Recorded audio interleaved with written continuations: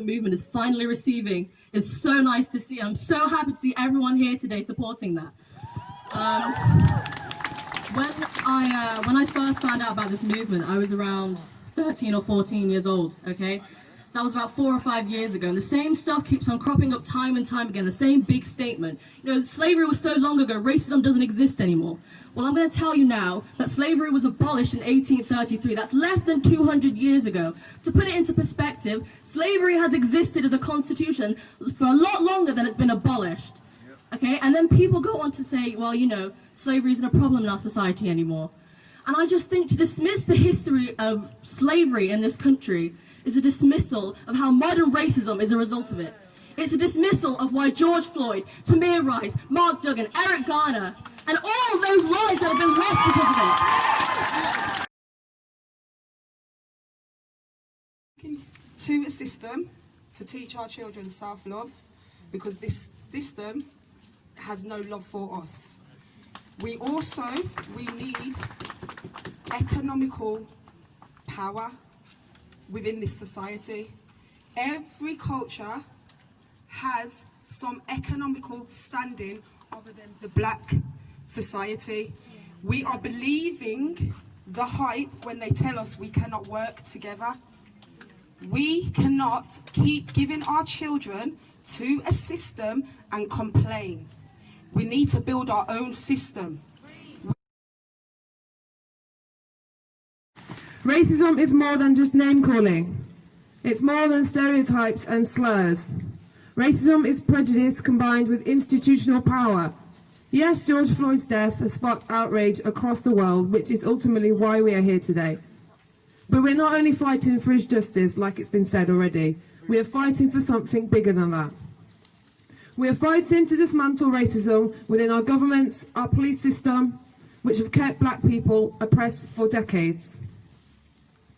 The UK is far from innocent. It was British colonialism that kick-started the foundations of the indigenous genocide and slavery in America. Up until 2015, you and I were helping the government with our tax money to compensate slave owners from 182 years ago after the abolition. Continue to fight until we see some change. A lot of people on social media were talking about how the UK is not racist and how we are so lucky because we live in the UK. But I can assure you, the UK is very much racist. Racism in the UK is being overlooked for a job because of your name. When black people go into a shop, we've all had it. I think security sometimes follows us. Sometimes you feel like you can't go into a shop and walk out without buying something because like they feel like you've stole something. All the black boys here, I'm sure most of you have been stopped for no reason, and I feel like you should all go on gov.com or whatever and read your rights, read what you need to know. Also, I feel like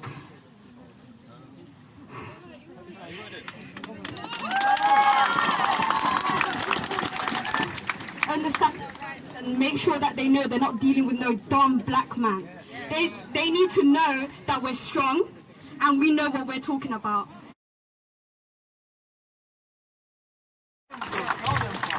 In America, in the UK, in the Caribbean, in Africa, we're all one people. We're all living under the same system.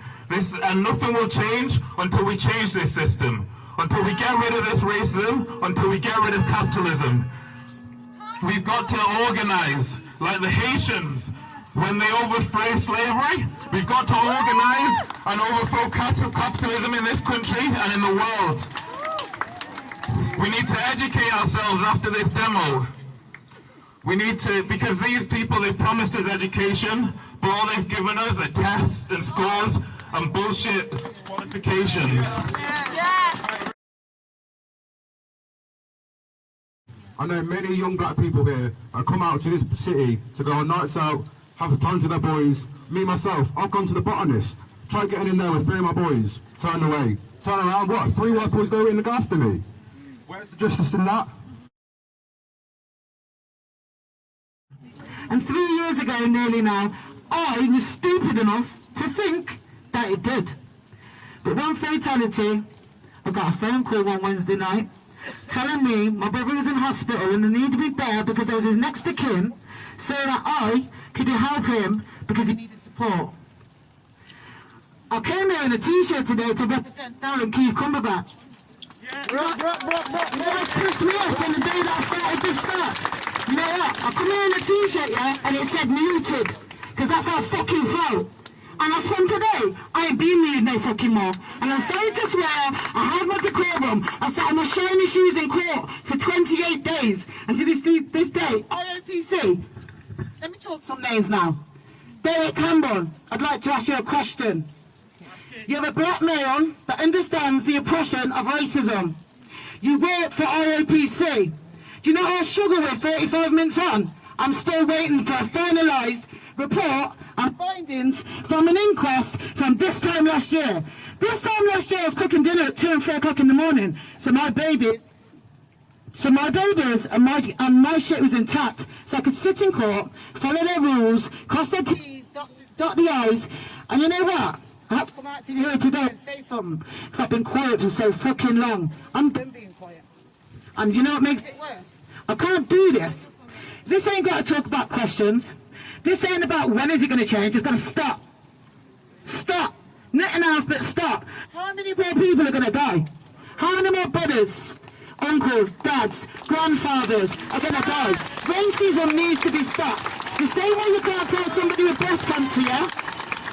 And their entire room is somebody with leukemia. Them two people have got the same struggle. Do you know what we need to do as a country and as a society? We need to stand together, rise and unite, and stamp this fucker out. Because if we don't, this is going to carry on. But there's one thing that I've noticed that needs to stop. Stop disrespecting your black dad. If you think it's hard being a black man in England now, think about how it was for your dad. And I'm seeing a lot of people culturally appropriating their oppressor, yeah, talking about your black dad, when, let's face it, my white mate can talk shit about his white dad if he wants to. He's white, he was born in England, England is about him. It's not about my dad, was it? So, in terms of like, oh yeah, people like, joining into that conversation and saying, my dad ain't shit, my dad ain't that. Yo, if you're thinking, yeah, that you've got a rock over your head as a black man in England now, imagine what it was like when people like my dad come to the country. 1970, 1980, 1990, yeah? Stop culturally appropriating your oppressor. Stop doing that. Get me? You're black, you're not white. You get me? And I don't mean that in a disrespectful way, but you feel like, when they talk beating the kids away, do you know why black people were beating their kids? So they didn't grow up and turn around and call their dad a black bastard. That's fucking why. That is exactly why. Yeah? You get me? Yeah? That's all I wanted to say. Do not culturally appropriate your oppressor. And people are doing it in various different ways.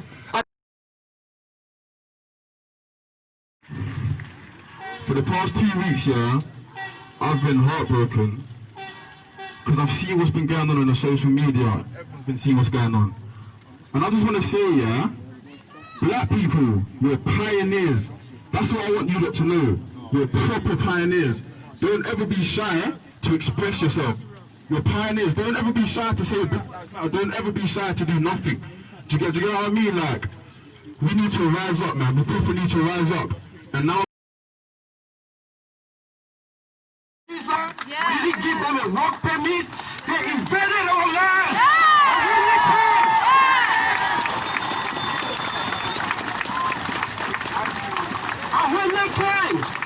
And when they came, they took our mummies, they took our husbands, they took our children. They beautify it in history. We look back at it now, we call it explorers, missionaries. But when we come here, they see an illegal immigrant. Who is this? Who is the illegal immigrant for real?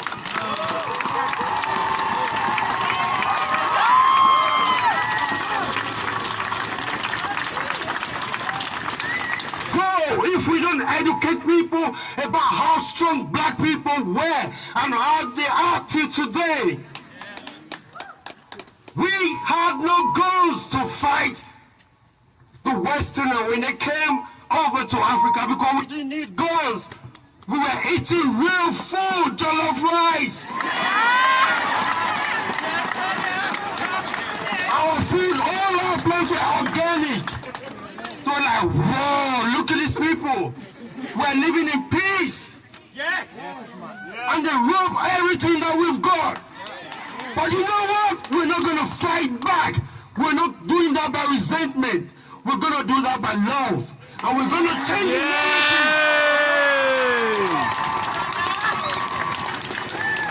If racism is going to stop, and now everyone is looking at what happened in the US, because it's gone viral on social media, right?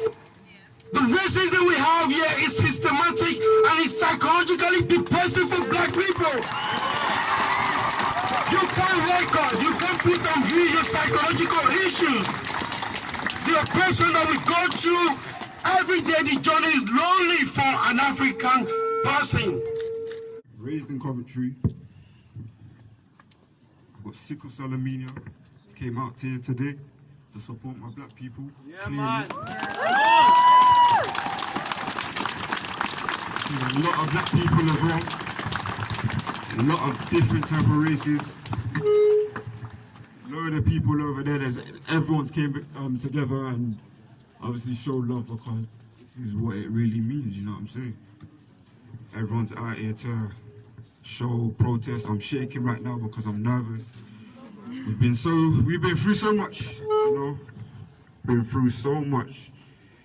So I'm gonna talk about my story. So yeah, I've got sickle cell anemia, full-blown sickle cell. I come here to show my respect, to show you can do anything. The amount of times I've been in hospital crying out because of my pain, sickle cell in my legs, in my back.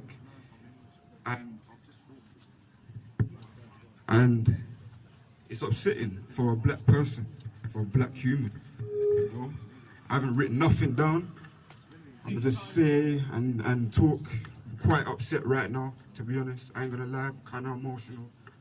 So, you know? We're here to establish our place. We are tired of being tired. We need to educate ourselves. No one is born racist. You're taught to be racist. The same way you teach your kids what not to eat and what they should eat, teach them how to treat others. You're not taught this thing. So, I'm not pretty for a black girl. I do not feel entitled to touch my hair. We need to stop prejudging. We love you guys, so begin to love us. And the black community, let's stand together in solidarity. Let's support our black-owned businesses. Let's establish ours. The key to freedom is entrepreneurship. Thank you.